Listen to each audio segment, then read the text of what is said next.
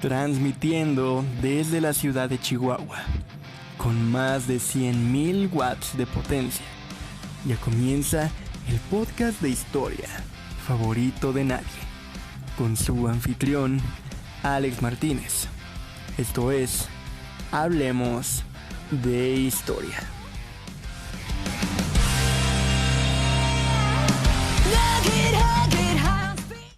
Bienvenidos sean todos y todas, amigos y amigas, a este nuevo episodio de Hablemos de Historia y último de la serie El nacimiento de una nación, la historia de la lucha por la independencia.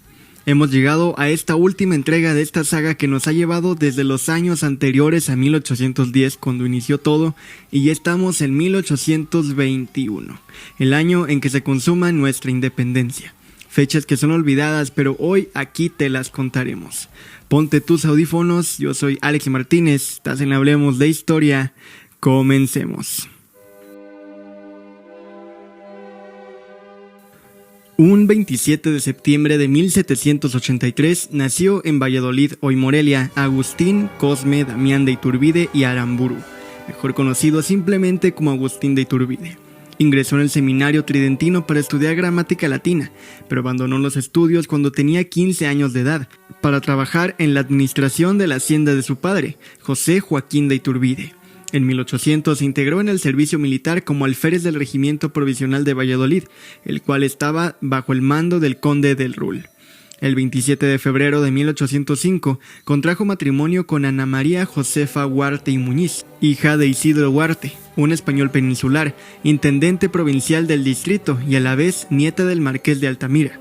Josefa Huarte, con la dote recibida de 100,000 pesos, compró la hacienda de Apeo en Marabatío, Michoacán.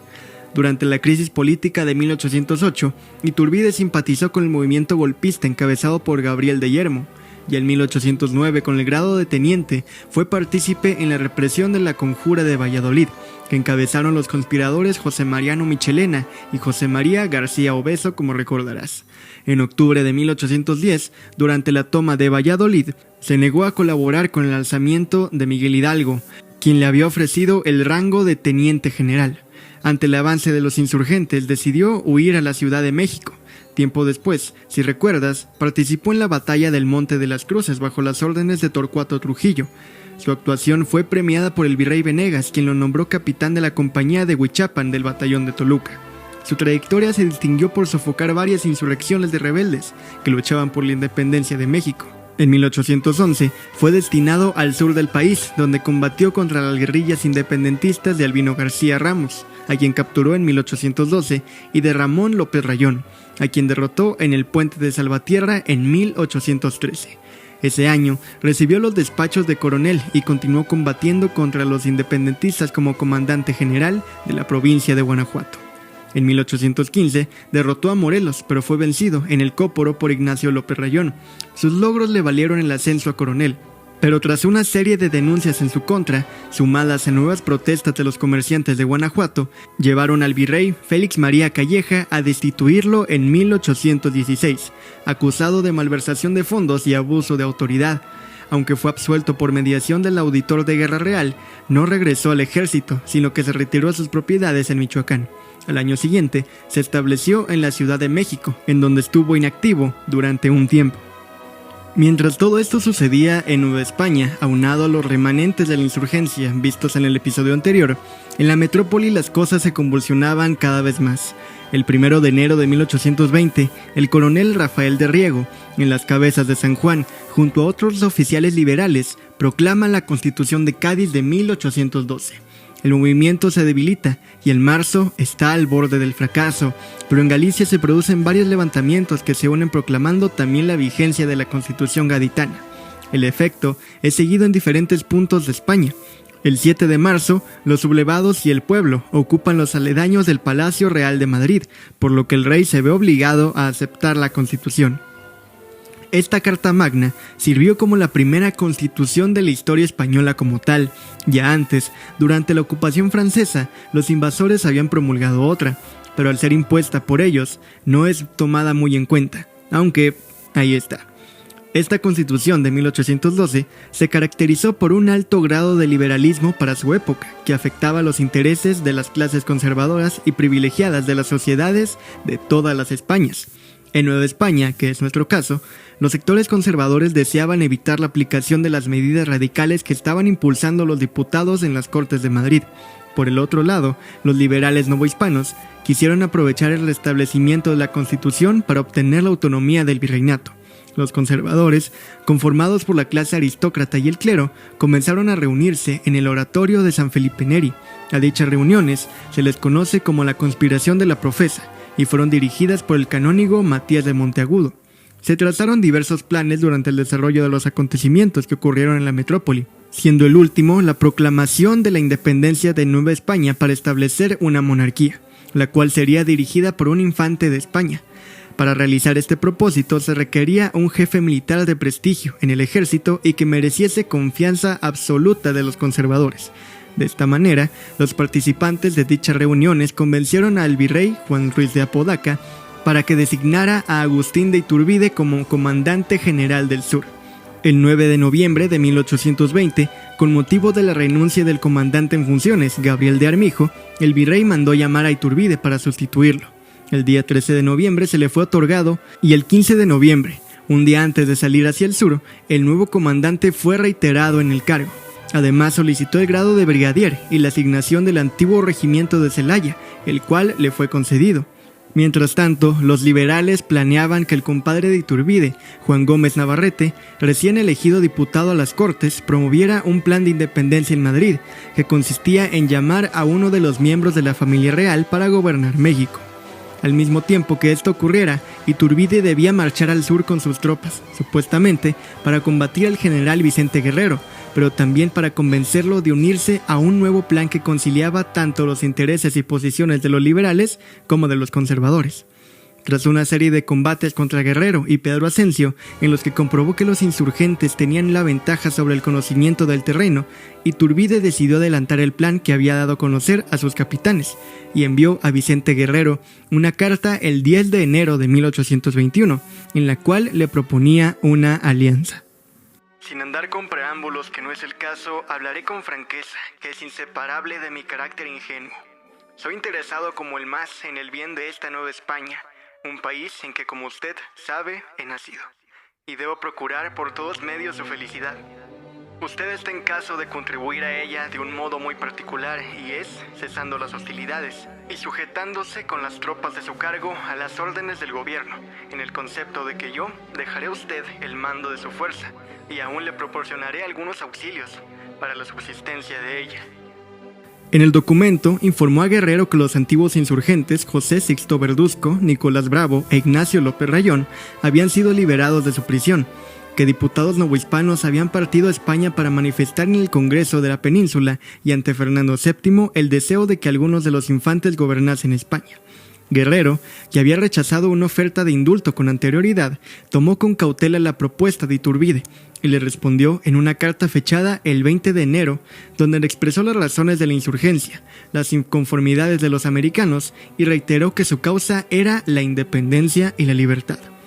Además puntualizó que no se amedrentaba ante las fuerzas militares y que todo lo que no fuera concerniente con la independencia se disputaría en el campo de batalla. Usted y todo hombre sensato, lejos de irritarse con mi rústico discurso, se gloriarán de mi resistencia, y sin faltar a la racionalidad, justicia y sensibilidad, no podrán redarguir a estas mis reflexiones, supuesto que no tienen otros principios que la salvación de la patria, por la que usted se manifiesta interesado. Si esta inflama a usted, ¿qué pues le retarda para declararse por la más pura de todas las causas? Sepa usted distinguir y no se confunda. Defienda usted los verdaderos derechos, y esto le librará la corona más grande. Entienda usted que yo no soy de aquellos que aspiran a dictar leyes, ni pretendo erigirme en tirano de mis semejantes. Decídase usted por los verdaderos intereses de la nación, y entonces tendrá la satisfacción de verme militar a sus órdenes, y conocerá un hombre desprendido de la ambición, y que solo aspira a sustraerse de la opresión, y no a elevarse sobre las ruinas de sus compatriotas. Días más tarde, el 25 de enero, Iturbide solicitó una entrevista a Guerrero, misma que se daría en Acatempan, actual estado de Guerrero, donde convergieron sus ideales, Se expusieron las ideas independentistas y se abrazaron los dos jefes como una forma de poner fin a las hostilidades. A partir de entonces, las fuerzas militares de Guerrero se pusieron a las órdenes de Iturbide. Este último informó a Apodaca la noticia el 18 de febrero, quien la recibió con júbilo, sin sospechar el desenlace. Ahora, hay que decir que no se sabe a ciencia cierta si este encuentro se dio, puesto que las fechas y lugares donde se encontraban los jefes de los ejércitos no coinciden del todo. Esa es una versión. La otra es que, en efecto, el encuentro se dio. Años después, Lorenzo de Zavala, en su libro Ensayo histórico de las revoluciones de México, afirma el suceso y hasta idea diálogos entre los jefes. Lucas Alamán rechazó la versión de Zavala, pues recuperó el informe de Iturbide y con otras fuentes sustentó que el insurgente que se reunió con Iturbide fue José Figueroa, quien estaba facultado por Guerrero para arreglar todas las condiciones. Con o sin el icónico abrazo de Acatempan, lo cierto es que desde ese momento ambos bandos caminarían juntos en pro de un solo ideal, como lo fue el de la independencia nacional. La divina providencia nos ha convocado. Es un momento fundante, simbólico y trascendente. Estoy muy emocionado por conocer a un patriota que ha sostenido la noble causa de la independencia por tanto tiempo y con tanto valor. Sello con usted un pacto de honor, don Vicente Guerrero. Mantengamos vivo el fuego sagrado de la libertad, la antorcha encendida. Yo felicito a mi patria, porque este día recobra a un hijo cuyo valor y conocimiento nos había sido tan funesto. ¡Soldados! ¡Este mexicano es Agustín de Iturbide! Por 10 años, su espada nos ha hecho mucho daño. Pero hoy, jura defender los intereses nacionales. Y yo, que moriría por sostener nuestra independencia, desde este momento lo reconozco como el primer jefe del ejército trigarante.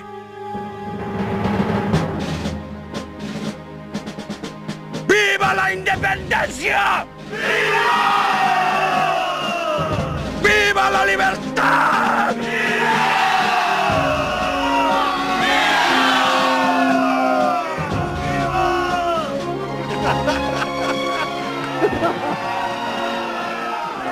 ¡Viva Iturbide! ¡Viva! ¡Viva Guerrero!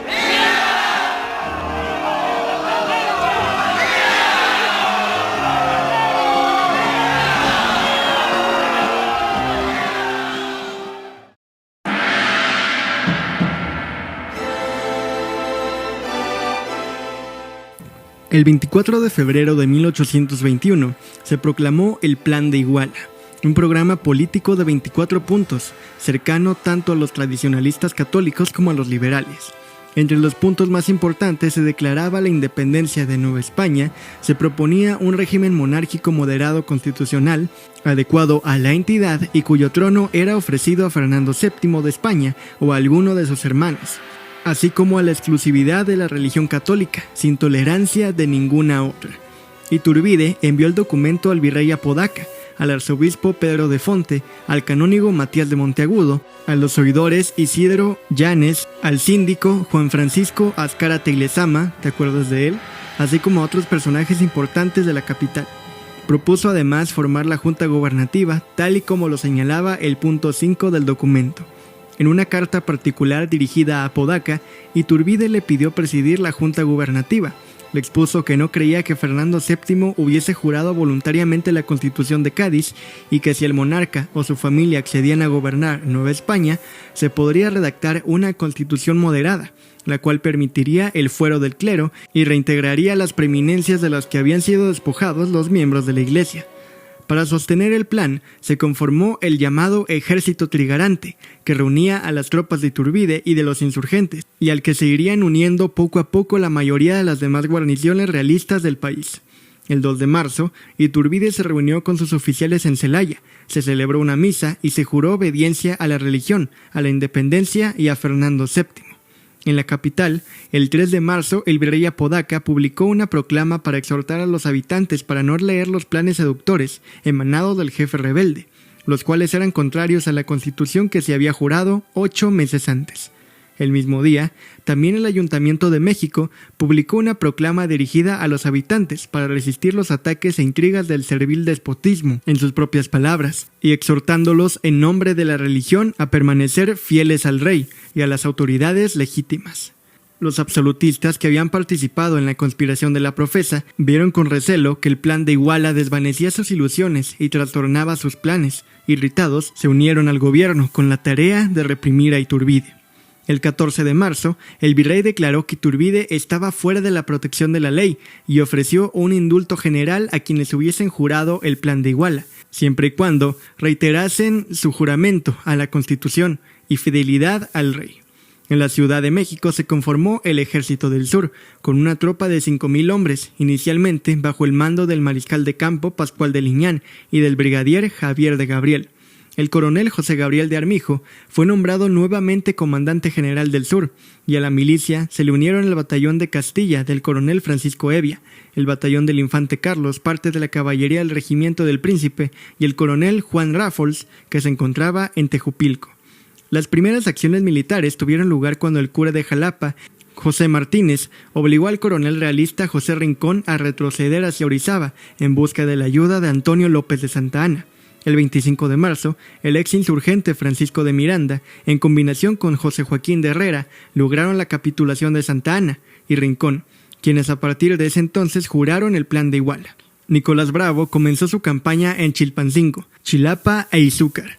Juan Álvarez comenzó el sitio de Acapulco. Vicente Guerrero y José Antonio Echevarri fueron también asignados para confrontar a las fuerzas realistas de Pascual Liñán. Mientras tanto, Iturbide cruzó la Tierra Caliente en dirección a Cutzamala, en donde se reunió con el exinsurgente Ramón López Rayón, a quien le destinó fortalecer nuevamente el Cerro del Cóporo en Zitácuaro. En el mes de abril, la comitiva de Iturbide llegó a Acámbaro para reunirse con Bustamante, Cortázar y Joaquín de Parres, a partir de lo cual el exinsurgente Epitacio Sánchez fue su escolta. En el Bajío, los insurgentes Francisco Ortiz, Encarnación Ortiz, Miguel Borja, José Durán y algunos otros más que todavía se encontraban levantados en armas se unieron también al ejército trigarante. El ejército del sur se dirigió a Zaculapan para confrontar sin éxito a las fuerzas insurgentes dirigidas por Pedro Asensio y el padre José Manuel Izquierdo, los días 9 y 10 de abril en la Sierra de Zultepec. El día 14 de abril, el capitán realista Ignacio Inclán proclamó el plan de Iguala en Lerma, atacando la retaguardia del Ejército del Sur. Sin embargo, fue capturado por el capitán Jorge Enríquez en las cercanías de Toluca. José Joaquín Herrera inició su avance hacia Puebla. Con la finalidad de detenerlo, el general Ciriaco del Llano ordenó al teniente Zorzosa salir a su encuentro, pero gran parte de la tropa realista desertó para unirse a los trigarantes en la cañada de Ixtapa, y al ver disminuido su ejército, Zarzosa regresó a Puebla. El coronel Francisco Evia persiguió a las fuerzas de Nicolás Bravo, pero cuando este pasó por Atlisco, se le unieron Francisco Osorno y otros exinsurgentes que habían luchado en los llanos de Apán, y juntos se dirigieron a Huejotzingo. Creyendo que Bravo y Osorno realizarían un ataque a la ciudad de Puebla, Evia regresó a Izúcar para preparar la defensa, pero Bravo se dirigió a Huamantla, lugar donde se le unió el capitán Francisco Miranda Palacios. Cuando Evia y Ciriaco del Llano se enteraron que Herrera se encontraba en Tepeaca, marcharon con una fuerza de 1,400 soldados para sitiarlo. Bravo acudió al mismo lugar con 400 hombres para ayudar a Herrera, pero después de 3 días de combate, el 26 de abril, los trigarantes abandonaron la plaza. Bravo se dirigió a los llanos de Apán y Herrera regresó a Córdoba. El 25 de abril, Antonio López de Santa Anna proclamó la independencia en Alvarado, permitiendo al capitán realista Juan Bautista Topete retirarse con algunos de sus hombres hacia Veracruz. El 15 de mayo, Francisco Evia comenzó el asalto a Córdoba. Al día siguiente de iniciado el combate, murió en acción, sucediéndolo en el mando el teniente coronel Blas del Castillo y Luna, quien pudo penetrar la ciudad pero fue repelido. El 18 de mayo, Santa Anna, con una fuerza de 550 hombres, llegó al emplazamiento para auxiliar a los sitiados y 2 días después, los sitiadores huyeron a Orizaba para reunirse con el coronel realista Samaniego, quien al evaluar la situación decidió replegarse a Puebla. Días más tarde, Santa Anna y Joaquín Leña atacaron por sorpresa la ciudad de Jalapa. Después de 6 horas del combate, el capitán Juan Orbegoso pidió la capitulación. El 20 de abril, tras haber estado escondido, Guadalupe Victoria se unió al movimiento trigarante, publicando una proclama. Las guerrillas de la costa se volvieron a levantar en armas, de tal suerte que el fuerte de la Antigua fue abandonado por los realistas. El Puente del Rey fue tomado por los independentistas y los indígenas de Cosquihui tomaron las armas en la región de la Huasteca en contra del ejército de Carlos María Llorente. Para finales de mayo, toda la provincia de Veracruz, exceptuando la capital, se había pronunciado a favor de la independencia. El 1 de mayo, Iturbide se encontraba en León. Desde ahí envió una misiva a José de la Cruz para negociar su adhesión al movimiento independentista. El 8 de mayo, en las cercanías de Yurécuaro, se entrevistaron ambos personajes, convinieron un armisticio provisional e Iturbide pidió a de la Cruz convencer a Apodaca para adoptar el plan de Iguala. Terminada la reunión, el jefe máximo del ejército trigarante se dirigió a Guaniqueo y de la Cruz regresó a Guadalajara. Conforme a lo convenido, envió un mensajero a la capital, pero Apodaca rechazó otra vez enérgicamente la propuesta. Posteriormente, el 5 de julio de 1821, Apodaca fue depuesto del cargo de jefe político superior mediante un golpe de estado efectuado por los mandos militares españoles, que de facto nombraron al mariscal de campo, Francisco Novella, como virrey provisional, pero el cargo no fue reconocido. Entretanto, Iturbide marchó de Arroyo Zarco hacia Cuernavaca, la cual estaba guarnecida por Gabriel de Armijo y Cristóbal Uber, pero estos, al enterarse del numeroso ejército que se aproximaba, no hicieron ningún esfuerzo por confrontarlo y se trasladaron a la Ciudad de México, dejando libre la ciudad para Iturbide, quien entró en ella el 23 de julio. Mientras tanto, en España, los diputados de Nueva España lograron colocar a Juan de O'Donojú como capitán general y jefe político superior de este virreinato, quien zarparía de Cádiz el 30 de mayo. Después de haber realizado una escala en Puerto Cabello, O'Donojú desembarcó del navío Asia en San Juan de Ulúa el 3 de agosto. Fue recibido por el brigadier José García Dávila, quien después de la ceremonia protocolaria acostumbrada, le informó que a excepción de la Ciudad de México, Veracruz, Durango, Chihuahua, Acapulco y la fortaleza de San Carlos de Perote, toda la Nueva España había sido liberada del dominio español. El nuevo jefe político superior realizó una proclama a los habitantes, en la cual increpó la participación del movimiento independentista, exponiendo que en las Cortes se debatía la posibilidad de que se concediese la representación soberana que tanto se anhelaba, y pidió que se pusiese a prueba su gobierno, y en caso de que éste no llenase las expectativas, se encontraba en la mejor disposición de permitir que se eligiera otro jefe.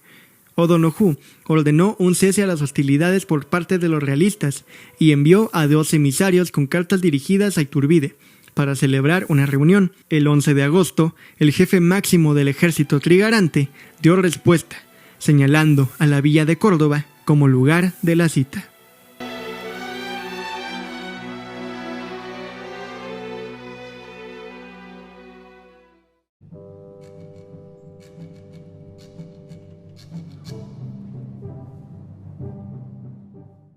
Por otra parte, se dirigió a Texcoco, desde donde envió un comunicado a Novella, así como las proclamas publicadas por O'Donojú. Novella solicitó un armisticio y permiso de enviar al coronel Castro, al teniente Castillo y Luna y al capitán Carballo para encontrarse con O'Donojú. Iturbide negó el permiso y de inmediato se dirigió a Córdoba, lugar al que llegó la noche del 23 de agosto. Al día siguiente, el 24 de agosto de 1821, después de escuchar misa, O'Donojú e Iturbide firmaron los Tratados de Córdoba, compuestos por 17 artículos en cuyos puntos principales se reconocía la soberanía e independencia del Imperio Mexicano, el cual sería monárquico, constitucional y moderado.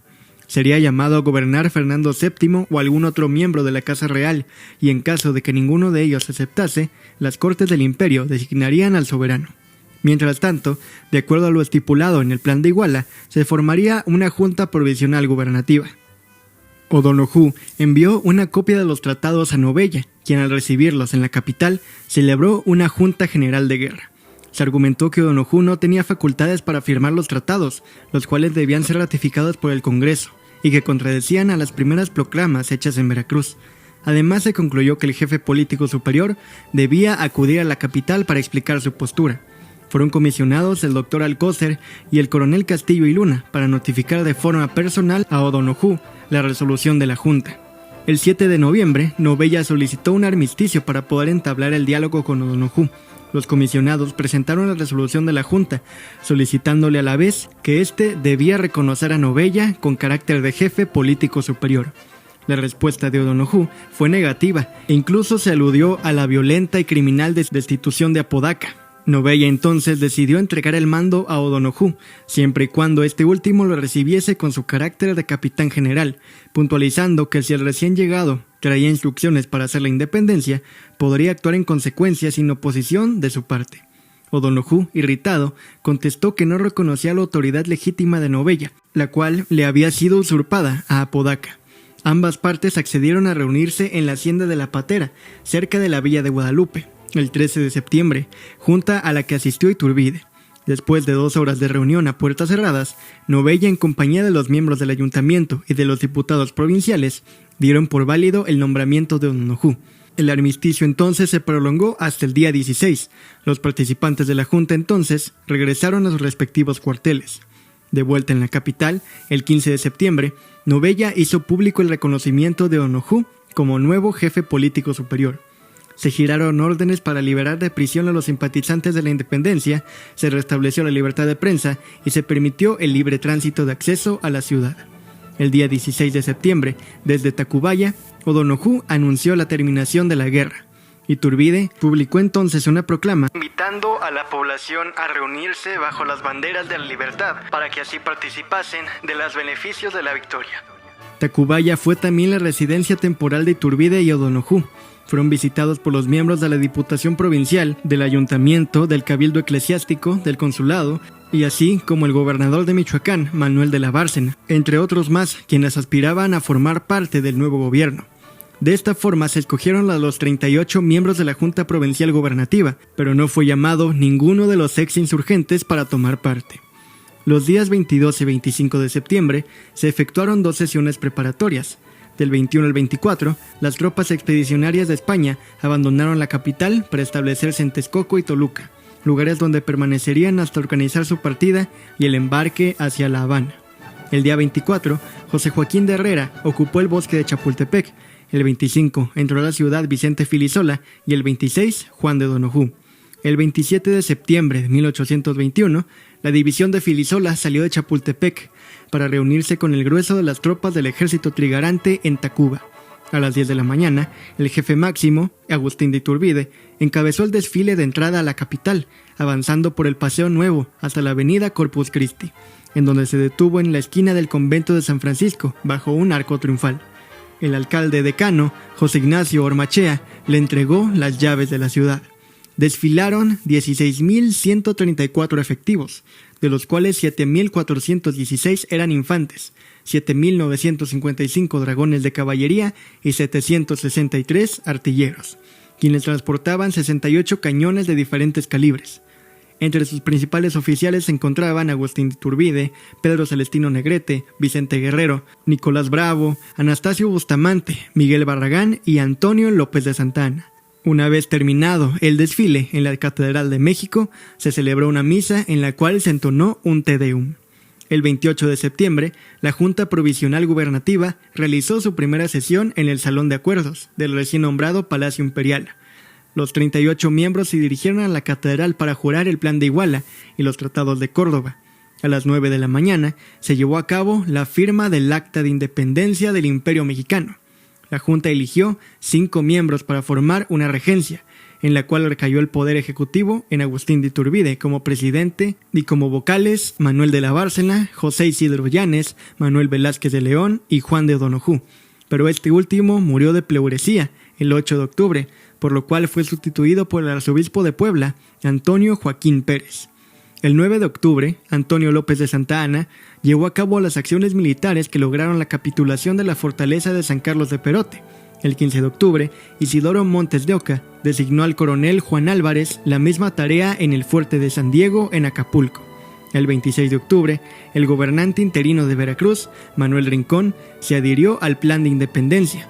Sustituyó al brigadier José García Dávila, quien prefirió resguardarse en la fortaleza de San Juan de Ulúa, siendo este el último reducto español que capituló hasta el 18 de noviembre de 1825. De esta manera culminaron 11 años de guerra y sangre. A 2 días del bicentenario de la independencia de México, no nos queda más que hacer del ángel de la historia y mirar al pasado, comprender nuestra historia y aprender de ella. El fin de la guerra supuso el inicio de México como país independiente. Vendría un imperio presidido por el mismo Iturbide, su deposición y posterior república. Años de estabilidad e inclemencias, algunas de las cuales ya conocimos en este podcast. Pero por lo pronto, es aquí que termina la historia del nacimiento de una nación, la historia de la lucha por la independencia, dejando historias todavía que contar y que sin duda te contaré más adelante. Pero por lo pronto, esto ha sido todo por mi parte y este fue el nacimiento de una nación, la historia de la lucha por la independencia.